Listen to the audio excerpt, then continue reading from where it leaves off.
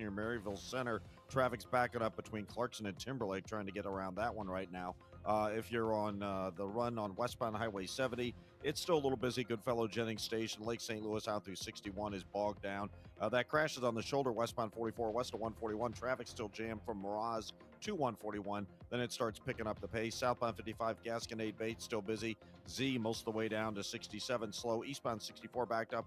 East of Route 3 onto 5570 at Exchange, and from 157 to 159. Westbound 5570 backs up midway between 111 and 203 up through Exchange. Those are all roadwork delays.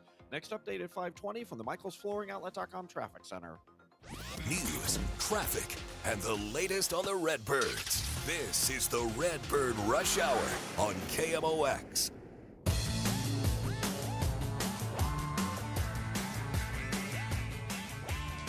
All right, guys, welcome into Redbird Rush Hour. We have a short show today, and by short show, I mean 2 segments with Bernie Miklasz, Matt Pauley, Kevin Wheeler with you here. So I figured, guys, it's best to probably keep it simple today. When we don't have a lot of time, we can kind of spend some time on a couple of players and then get you ready for the Cardinals and the Rays tonight, game 2 of the series. That'll be starting up at 6:35 again today. And, of course, it's Miles Miklasz night. Miklasz against Adrian Hauser, who's had a really weirdly good year coming back from a couple of years being hurt. So should be a fun matchup for tonight. How you guys doing tonight? We all good? Good. Yeah, thank you. Nice. Ready to go. Man, last night, before we get into Lars Nootbaar, that was a Little League game that the Rays played last night. Holy crap. That was think if the Cardinals, because I'm not doing Rays post game, I'm doing Cardinals post game. I have a feeling Rays fans they don't have the expectations the way Cardinals fans do. Boy. But could you, if the Cardinals put that kind of effort on the field out, it would be reacted to very poorly. Yeah, and good point. And one thing too, I got to say, I'll stick up for the Cardinals on a few things, and one of them is that you don't see them playing Three Stooges baseball very often. No, really not don't. often. No, I mean they're a pretty clean team. They make some base running mistakes for sure, and they could take better at bats sometime. But there's a big difference between you could take better at bats. You should have more effective at bats. Big difference between that and just kicking the ball, throwing the ball all over the place, where it does look like a Three Stooges routine. So they've been a really good defensive team, the Cardinals, but also really clean for the most part. Yeah. And last night really showcased the difference. But it's the way that was, and thank God that it was on the other side, because then Matt would have had a terrible postgame with people yelling at him for all of those problems. Because it's always my fault. Yeah. All right, let's spend a few minutes in this segment. I want to talk a little bit about Lars Nootbaar. He's on a tear again. And, we've seen kind of the hot and the cold and the hot and the cold and the injured, and, it's been all over the place. But when you look at it now, guys, I mean, this is his age 27 season.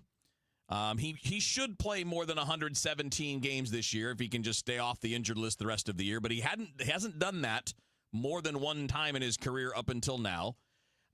His offensive numbers have gotten worse every year. Now, not by a lot. 788 to 784 to 758 to 730 this year as far as OPSs go. And you're making decisions on rosters. So what do you guys think we've learned about Newt this year? If anything, maybe it's incomplete, because that's kind of where Ollie went with it when talking about it yesterday. Well, I'll go first and I'll be quick. I haven't learned anything more than we already know, which is if he stays in the lineup, he has positive impact. Sometimes he has major impact, but he doesn't stay in the lineup long enough. He disappears too often because of injuries. But we know when he plays, he helps the team. He's never been great. He's always been good. Right. And so this year kind of reflects that. Yeah. He's streaky, but when he plays, for the most part, he's done a nice job. But I mean, you said you want to keep it simple. I'll keep it real simple. It's like the same. It's like the same season that he has all the time. Mm-hmm. You get sucked. Nothing's changed. You get sucked in by the underlying numbers. The batted ball numbers are good. Yeah, I'm as guilty of anybody walking the face of the earth of doing that. Mm-hmm. I can admit that.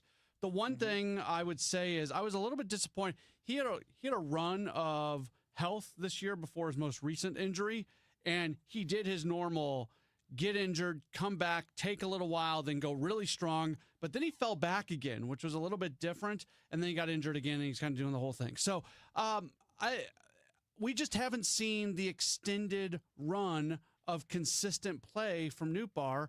And have I learned anything about him this year? No. I think you guys are right when you say he's streaky. If you were to get 150 games out of him, if he had a completely healthy season, I'm not convinced that he still doesn't have multiple dips during the season where it just doesn't look good. Okay.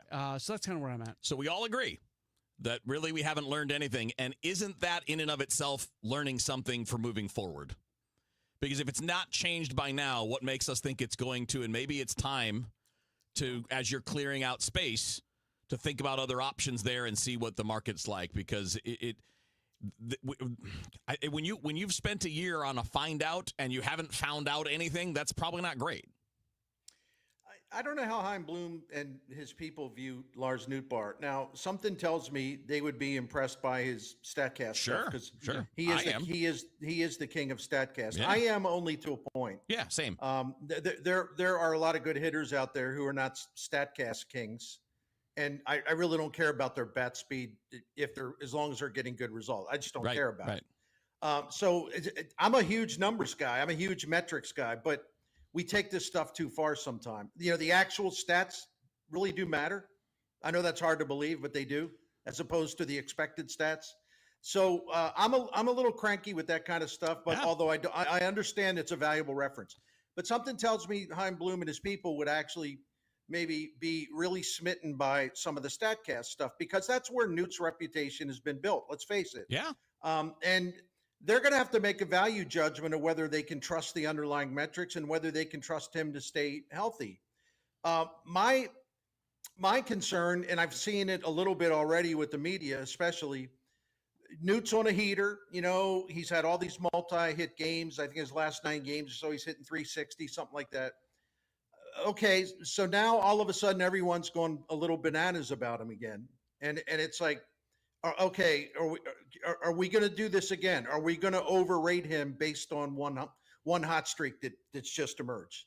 Because we do that a lot. Yep. And I think the Cardinals do that a lot. So I've sort of developed a little bit of aversion to that kind of overreaction to anytime he goes on a little heater. Right? It's just, we've been down that road way too many times. Yeah. This isn't just Nootbaar, it's Walker, it's a bunch of other guys. Yep. I am tired of the Just stop it tired. Just stop it tired. So tired of the guys who have that little bit of a bump. Yeah. And then everybody. This is look the at guy this. we This know is he the moment is. he's Oh finally. my goodness. And it's we're laughing about it, which we should, because it is funny. And I love Matt Pauley when he laughs and he gets exasperated in that entertaining way. But no, the thing of it is, it's actually a serious issue, because I keep writing it and saying it, and I'm obnoxious because I never let it go. But it's like, one of the problems with the Cardinals for too long, they have overrated their own players, and they get overly excited by, a good month and a half of baseball by some of their players. And then they sort of attach value to them that hasn't been earned yet. So that's why I have an aversion to this stuff. I'm glad that Pauley feels the same way. That makes me happy. And just for the record, the batted ball numbers this year, the expected numbers, are almost exactly what his real numbers are. So they're not lying, right? This is not bad luck. What's happening this year is what he's earned. Again, so it's not perfect, but it's within a couple points, which means it's close. Wheeler, come on. I got to take you to task. But you know that the only person on this team that we're allowed to say bad luck, soft contact, is Miles Miklasz. You cannot make excuses for anybody else. I'm sorry. He is the ultimate victim. Ultimate victim. It's never his fault. Oh yeah, it's bad luck. CNI grounder got through somehow. Hey, bad things happen sometimes, especially when you allow 110 mile an hour velocities off the bat. All right, we're gonna take a short time out. We're gonna talk about Sonny Gray when we come back. He said something last night that I thought interesting. Matt Pauley thought it was interesting. We're gonna play that clip, and we'll talk a bit about Sonny moving into 2026. It's the Redbird Rush Hour with Bernie Miklasz, Matt Pauley, and Kevin Wheeler here on KMOX. I'm Matt Morgan of Morgan & Morgan. Your car steering wheel could be a ticking time bomb. at least 24 people have died and many more injured because their airbags fired shrapnel at them upon inflating. Tens of millions of cars have been recalled. If you suffered cuts that required stitches, hearing or vision loss, or broken bones, please contact us today. You could be owed money for medical bills and other damages. Morgan & Morgan. Visit us at badairbags.com for an office near you. Prior results do not guarantee a similar outcome. This message comes from Viking, committed to exploring the world in comfort. Journey through the heart of Europe on an elegant Viking longship with thoughtful service, destination-focused dining, and cultural enrichment on board and on shore. With small ships that bring travelers closer to the destination, there's more time to explore. And every Viking voyage is all-inclusive, with no children and no casinos. Discover more at Viking.com. Hey, Bernie Miklasz here for Saliga Heating and Cooling. I'm proud to represent Saliga Heating and Cooling here on KMOX. I love the family. 4 generations of Saligas have owned the business and operated the business since 1927, taking care of generations of St. Louis families. I love family businesses because I come from a family that had a business for 60, 70 years. And I know what it's like when your name's on the building or your name's on the truck, whatever it may be. So that Saliga pride is so strong in what they do and the pride that they take and the standards that they set. Their customers, their clients benefit from it because you're going to get their best at all times because it means more, because it's their name, it's their family heritage. So this is a long way of me telling you that if you need heating and cooling help and you have an emergency or concern, give Saliga Heating and Cooling a call. Give them a shot if you haven't done it yet. I can vouch for them. We're longtime Saliga clients, 16, 17 years. Their honesty is impeccable. Their knowledge is terrific. Their professionalism, totally good as all times. And they also are people that will look to save you money rather than trying to sell you the most expensive solution. So we trust them, and they have long-term credibility because they've been doing this for nearly 100 years. What does that tell you? You wouldn't last if you weren't great at what you do. Find out more about Saliga by going to SaligaHeatingandCooling.com, SaligaHeatingandCooling.com. Thank you. If you want thick, healthy, gorgeous hair, then you need Hair Volume from New Nordic. Available as a tablet or delicious gummy, Hair Volume is available online at Amazon and NewNordicUSA.com or in the hair care aisle at your local CVS. Traffic from the MichaelsFlooringOutlet.com Traffic Center.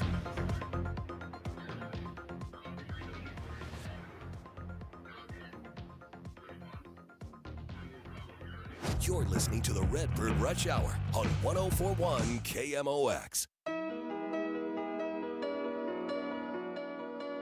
No, I don't know what I'm taking away at this point. Just trying to enjoy myself, win some baseball games, and have fun along the way.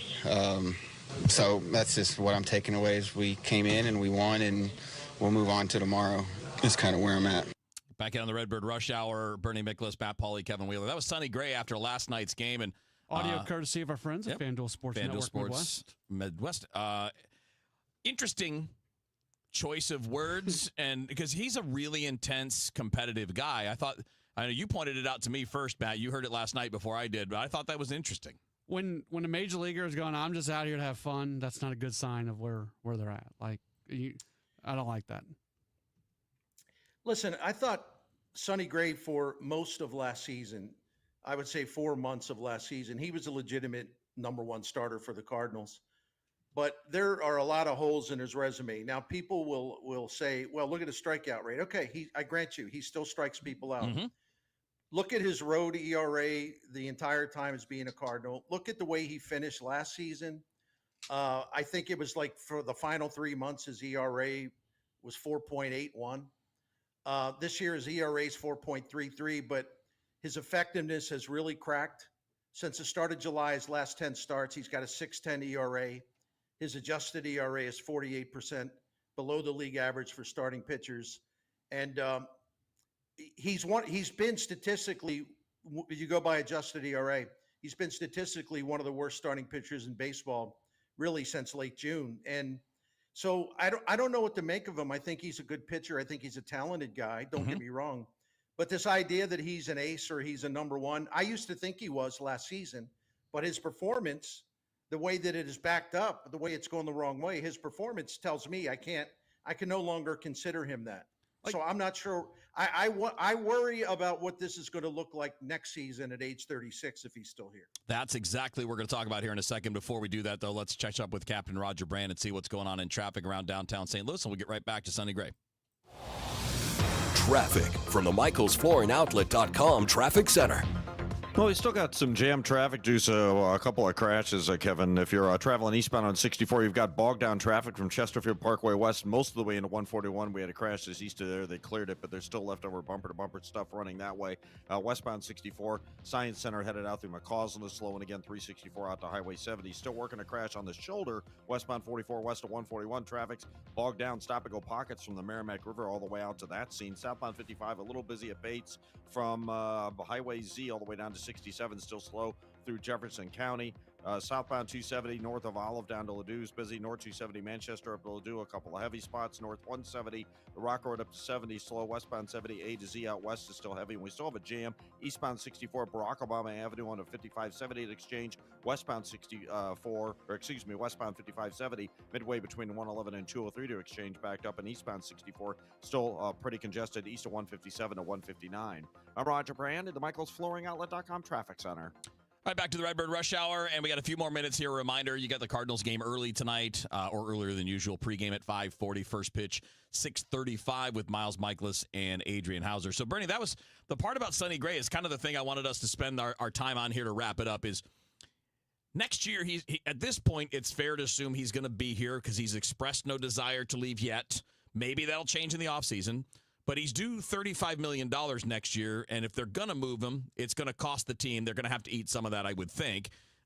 Maybe not, but it's probably a reasonable assumption to think some of that would have to be eaten. But let's assume he's here.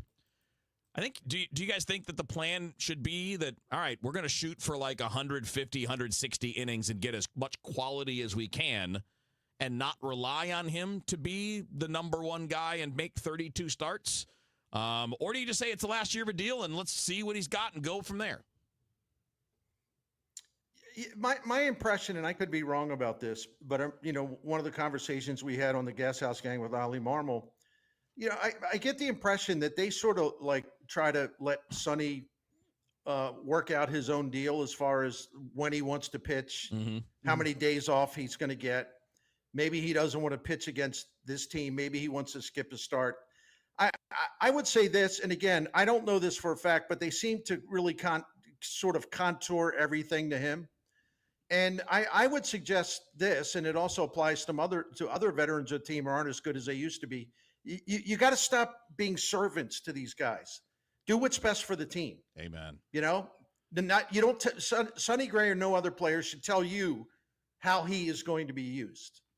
And I'm a little tired of that, quite frankly. So that's all I got to say. I think the conversation changes if you've got a rotation that's more talented all the way around. Right now, Sonny Gray is your best starter. Right now, Sonny Gray probably gives you the best chance to win. He's a 12-game winner. And I know a win-loss record for a starting pitcher is overrated, but he's a 12-game winner. So we can have these conversations if they go out and have a lot better starting pitching that all give you more chances to win. But right now, Gray is the best thing you got. And, last night, 5 innings, 3 runs, 6 hits. That looks fine. But then when you really look at what he did, and he even said it himself, he felt okay. Right.